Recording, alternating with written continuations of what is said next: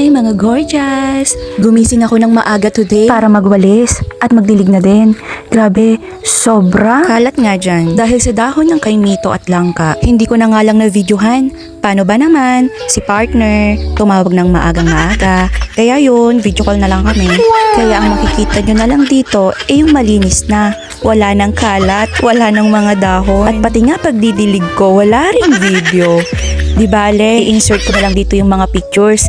Nag-document talaga ako para maipakita ko sa partner ko. Wala, bida-bida tayo, kunyari masipag, para ba makakuha ng rewards? Ano kaya yung rewards na yon? Sana euro?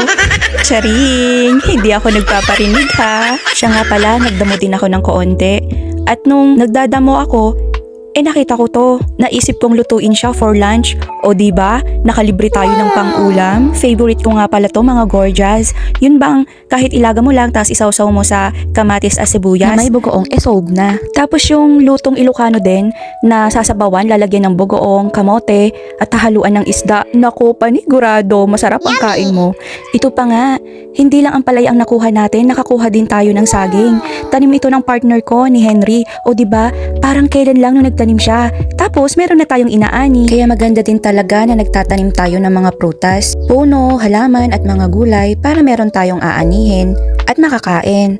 Tapos masisigurado pa natin na natural at walang halong chemical yung mga kinakain natin. Kaya mga gorgeous, alam nyo na, magtanim tayo kahit hindi mo hilig katulad ko kasi para sa atin din naman. So paano? Hanggang dito na lang. See you on my next vlog. Bye! Please heart, comment, and share. Thank you!